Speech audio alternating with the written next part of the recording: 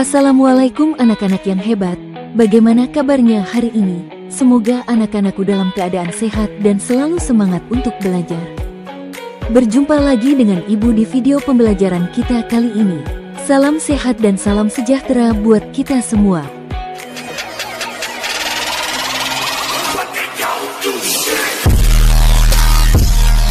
Anak-anak, pernahkah kalian melihat selokan atau sungai yang penuh dengan sampah?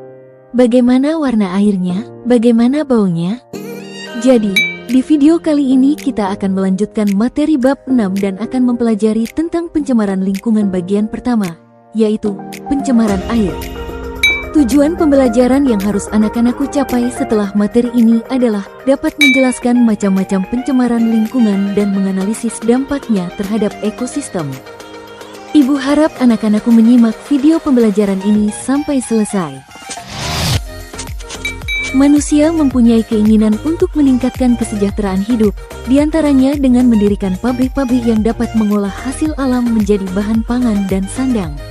Pesatnya kemajuan teknologi dan industrialisasi berpengaruh terhadap kualitas lingkungan.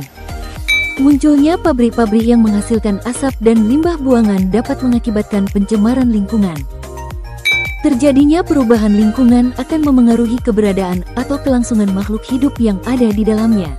Makhluk hidup pada suatu lingkungan selalu tergantung antara satu dengan yang lain. Oleh karena itu, apabila ada salah satu komponen yang berubah, maka akan menyebabkan perubahan pada makhluk hidup lain yang tidak mampu beradaptasi dengan perubahan yang terjadi. Apa sih pengertian pencemaran lingkungan? Menurut Undang-Undang RI Nomor 23 Tahun 1997, pencemaran lingkungan adalah masuknya zat, energi, atau makhluk hidup ke dalam lingkungan sehingga kualitas lingkungan menurun dan tidak bisa berfungsi sesuai peruntukannya. Lingkungan berubah menjadi kotor atau rusak akibat aktivitas manusia maupun alam, sehingga membahayakan makhluk hidup. Pencemaran lingkungan dapat terjadi di udara, di air, maupun di tanah. Zat yang dapat mencemari lingkungan dan dapat mengganggu kelangsungan hidup makhluk hidup disebut polutan. Polutan ini dapat berupa zat kimia, debu, suara, radiasi, atau panas yang masuk ke dalam lingkungan. Suatu zat dapat dikatakan sebagai polutan apabila 1. Kadarnya melebihi batas kadar normal atau diambang batas. 2. Berada pada waktu yang tidak tepat. 3. Berada pada tempat yang tidak semestinya. Pencemaran air. Dalam kehidupan sehari-hari, makhluk hidup selalu membutuhkan air, termasuk manusia. Kita sangat membutuhkan air bersih untuk berbagai kegiatan, antara lain, minum, mandi, mencuci, memasak, dan sebagainya. Salah satu ciri air bersih adalah tidak tercemar. Air dikatakan tercemar apabila air itu sudah berubah, baik warna, bau, maupun rasanya. Pengertian pencemaran air. Pencemaran air adalah masuknya makhluk hidup, zat, energi atau komponen lain ke dalam air. Akibatnya, kualitas air turun sampai ke tingkat tertentu yang menyebabkan air tidak berfungsi lagi sesuai dengan peruntukannya. Pencemaran air merupakan kondisi air yang menyimpang dari sifat-sifat air dari keadaan normal. Kualitas air menentukan kehidupan di perairan laut ataupun sungai. Apabila perairan tercemar, maka keseimbangan ekosistem di dalamnya juga akan terganggu. Faktor penyebab pencemaran air. Pencemaran air dapat terjadi pada sumber mata air, sumur, sungai, rawa-rawa, danau, dan laut. Bahan pencemaran air dapat berasal dari 1. Limbah industri. Air limbah industri cenderung mengandung zat berbahaya. Oleh karena itu, kita harus mencegahnya agar tidak membuang air limbah industri ke saluran umum. Limbah industri dapat berupa limbah organik dan anorganik. Limbah organik contohnya, limbah pabrik tekstil atau limbah pabrik kertas. Sedangkan limbah anorganik contohnya, limbah pabrik baja, dan limbah pabrik cat yang berupa cairan panas, berbuih dan berwarna, serta mengandung asam belerang, berbau menyengat. Jika limbah industri tersebut dibuang ke saluran air atau sungai, akan menimbulkan pencemaran air dan merusak atau memusnahkan organisme di dalam ekosistem tersebut. 2. Limbah rumah tangga. Limbah rumah tangga merupakan limbah yang berasal dari hasil samping kegiatan perumahan.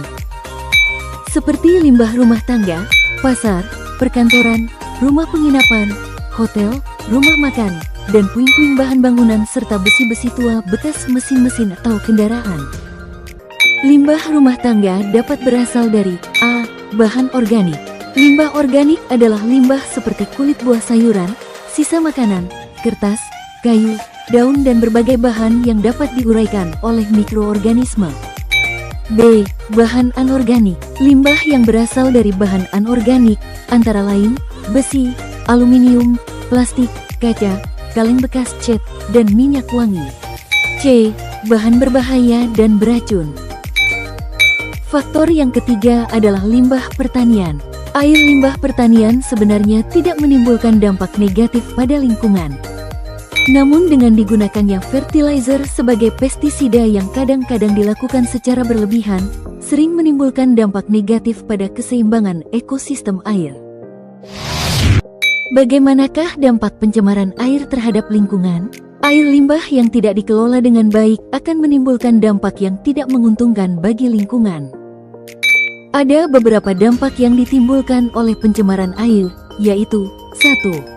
Penurunan kualitas lingkungan. Pembuangan bahan tercemar secara langsung ke dalam perairan dapat menyebabkan terjadinya pencemaran, sehingga menyebabkan berkurangnya kandungan oksigen terlarut dalam air, sehingga mengganggu keseimbangan ekosistem di dalamnya. 2. Gangguan kesehatan. Air limbah yang tidak dikelola dengan baik akan menimbulkan berbagai penyakit. Misalnya, kolera, diare atau disentri, hepatitis A, tifus abdominale, yang disebabkan oleh bakteri yang mungkin terkandung di dalam air limbah.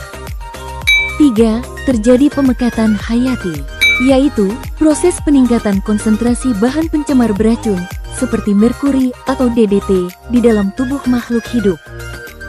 Zat pencemar menumpuk karena tidak dapat diurai, menyebabkan dampak kesehatan serius dan kematian pada predator puncak, termasuk manusia. 4. Mempercepat proses kerusakan benda. Ada sebagian air limbah yang mengandung zat yang dapat diubah oleh bakteri anaerob menjadi gas yang dapat merusak, seperti H2O. Gas ini dapat mempercepat proses perkaratan pada besi. Bagaimana cara penanggulangan pencemaran air? Pengolahan limbah bertujuan untuk menetralkan air dari bahan-bahan tersuspensi dan terapung, menguraikan bahan organik biodegradable, yakni bahan organik yang dapat terurai oleh aktivitas makhluk hidup, meminimalkan bakteri patogen, serta memerhatikan estetika dan lingkungan. Pengolahan air limbah dapat dilakukan sebagai berikut. 1. Pembuatan kolam stabilisasi. Dalam kolam stabilisasi, air limbah diolah secara alamiah untuk menetralisasi zat-zat pencemar sebelum air limbah dialirkan ke sungai. 2. Membuat IPAL atau instalasi pengolahan air limbah. Pengolahan air limbah ini menggunakan alat-alat khusus dan dilakukan melalui 3 tahapan, yaitu primary treatment, pengolahan pertama. Primary treatment bertujuan untuk memisahkan zat padat dan zat cair dengan menggunakan filter, saringan, dan bak sedimentasi. Secondary treatment, pengolahan kedua, bertujuan untuk mengoagulasikan, menghilangkan koloid, dan menstabilisasikan zat organik dalam limbah. Tertiary treatment bertujuan menghilangkan nutrisi atau unsur hara, khususnya nitrat dan fosfat, serta penambahan klor untuk memusnahkan mikroorganisme patogen. 3. Pengelolaan excreta. Excreta banyak terkandung dalam air limbah rumah tangga. Pengelolaan excreta dapat dilakukan dengan menampung dan mengolahnya pada jamban atau septic tank yang ada di sekitar tempat tinggal, dialirkan ke tempat pengelolaan. Dalam meminimalisasi sampah hasil limbah rumah tangga khususnya, dapat dilakukan upaya pengurangan sampah dengan prinsip ekologi yang dikenal dengan istilah 4L, yaitu recycle atau pendaur ulangan. Misalnya untuk sampah yang dapat terurai dijadikan kompos. Reuse atau penggunaan ulang, misalnya botol bekas dapat dijadikan sebagai tempat pulpen. Reduce atau melakukan pengurangan bahan, penghematan. Contohnya jika akan berbelanja ke pasar, sebaiknya membawa tas belanja dari rumah. Dan repair, yaitu melakukan pemeliharaan. Contohnya membuang sampah tidak sembarangan, terutama tidak membuang sampah di perairan. Demikian video pembelajaran kali ini tentang pencemaran lingkungan, yaitu pencemaran air. Untuk materi pencemaran udara dan pencemaran tanah akan kita bahas pada video selanjutnya. Terima kasih sudah menonton video ini. Salam sehat, salam bahagia, salam juara. Assalamualaikum warahmatullahi wabarakatuh.